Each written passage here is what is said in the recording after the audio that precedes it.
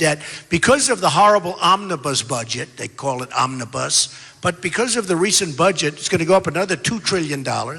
So we can't have $21 trillion in debt and protect Saudi Arabia, and everything we touch, we lose money on. You know, we lose money on every single thing except student loans. Student loans. And the poor students are getting killed. No, the students are getting killed, by the way. It's the only thing. It's practically, it's one of the few things that we actually make money on as a government, but which is, you know, the whole thing is ridiculous. But we have to change our whole way of thinking, because otherwise we're not going to have a country left. We're not going to have anything left. You're talking about the Chinese a while ago. The Chinese and the Islamists are killing us in cyber warfare, both economically and from a national security standpoint. How does a commander-in-chief, Donald Trump, win the cyber war? Well, the cyber war is so, I mean, you're talking about a whole new form. You look at what's happening with us right now, where they're taking our secrets. Of course, they're probably getting, you know, the emails of Hillary Clinton. Do you believe? No, you believe that. You believe that.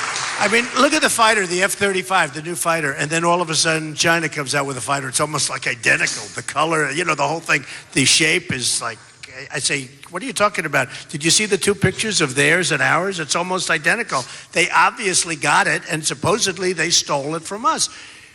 Look, we have to be so careful. We have to be so smart. We have to be, and you have areas right now in South Carolina where cyber is going to be a very big and important factor, because you have the key. You know, in this whole country, this is where it's at. This is going to be so important. And that's going to be one of our most, because the world is changing. The world is changing. That's going to be one of our most important sectors right there, is in the military way. The cyber is so important. But you look at what's happening with Russia, you look at what's happening with China and how they're trying to get all of our secrets. Can't let it happen. So it will be very important. You've come out very strong against Common Core. Why is Common Core bad? Because you have to educate your children locally. I've seen it. You can't.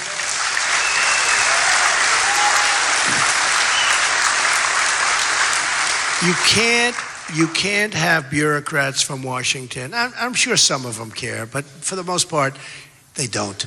You can't have bureaucrats from Washington taking care of the education of your children. And I've seen local education where the parents are on the school boards and everything. It's beautiful. Even when their children graduate, they stay and there's love, there's total love. The other way, it's just a big bureaucracy.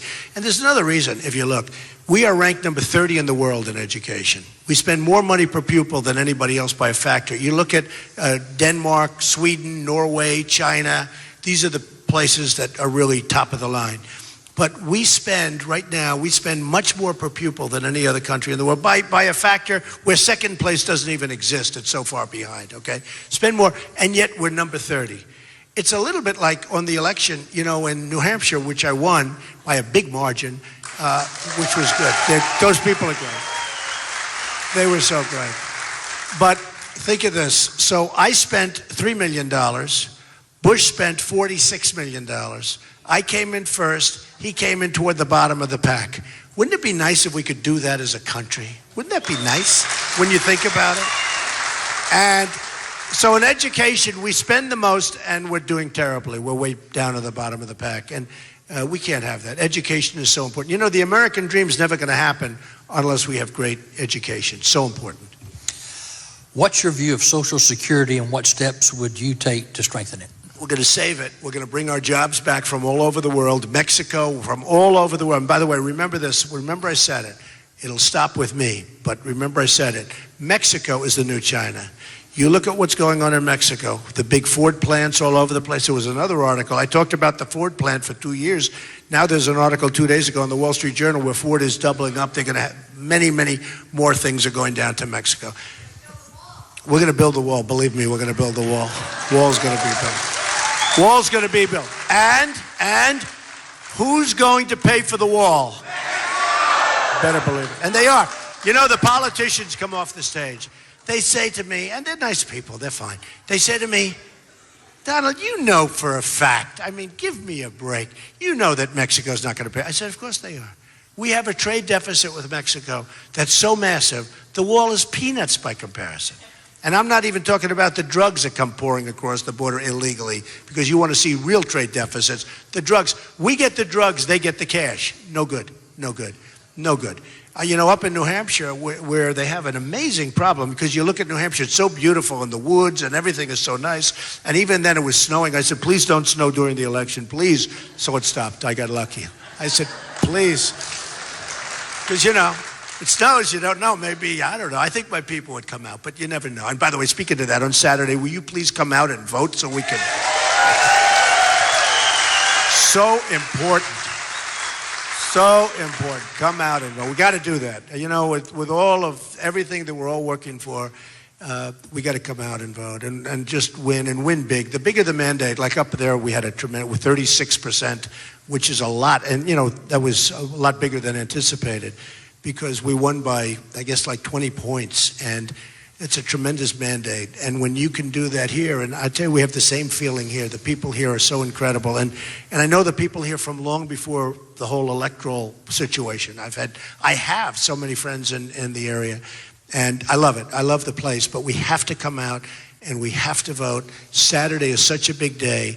And if we can do Saturday, if we can do really well, we can literally run the table and we can win this whole thing and we can turn this country around and we can use common sense and make our country great again. And make our country great again. So, but just a second on thank you. I like that guy. He stood up. But just a second on Social Security. So, I see the other people, and they're all saying, you got to cut this, you got to raise the age, you got to do all of this. There is tremendous waste, like at the VA, there's tremendous waste, fraud, and abuse, and everybody wants to get rid of that. But we are going to bring all our jobs back. We're going to build our economy. We're going to become rich again. We're going to become strong again, and we're not going to cut Social Security. You've been paying into it forever, and it's unfair that you do it, and there's no reason to have to do it, and we're not going to do it. And I'm the only one that says that on this side, but we're not going to do it. How does tax policy look under a Trump administration? Well, we put in a very big policy paper, Van, and it's really what it is a massive simplification of what we have right now. You will not need H&R Block ripping you off anymore. You won't need anybody. You're not going to be paying a lot. It's simplification. The rates are much lower. We have 4 rates, and it's much, much lower. Middle class is going to be, as I told you before, going to be so much better. We have a problem in this country, and the problem is corporate inversion, which the politicians know nothing about, where we have corporations. Pfizer is leaving for Ireland. I don't know if you've seen that, but Pfizer is a major company. They're leaving for Ireland. Many, many companies are leaving the United States for 2 reasons. Taxes are too high, and the other one is they have billions and billions of dollars, $2.5 trillion to be exact, probably a lot higher than that, $2.5 trillion in other countries. They can't bring the money back in. And it shows you how bad Washington is, because it's an amazing thing. Every single politician, practically, Democrat and Republican, they agree that the money should come back in. Who wouldn't agree? And they can't make a deal. That's where you need the leadership. You need a president that's going to sit them in a room and just grab them and cajole and do whatever you do and get it done. But they're leaving to get their money. They're leaving because they can't bring the money in. They're leaving to get their money, and they're leaving for lower taxes. We've got to work on that fast, because we're going to lose a lot of our greatest corporations. When you lose Pfizer, and others have announced already, they're leaving the country, and they're leaving thousands and thousands of jobs behind. Great jobs, not the bad jobs that we're creating. We're now creating part-time jobs and bad jobs. When you look at those phony reports, they're phony reports. We're doing bad jobs, lousy jobs. They're called bad jobs. They're lousy. And we're also doing part-time jobs. When you have companies like Pfizer leaving, those are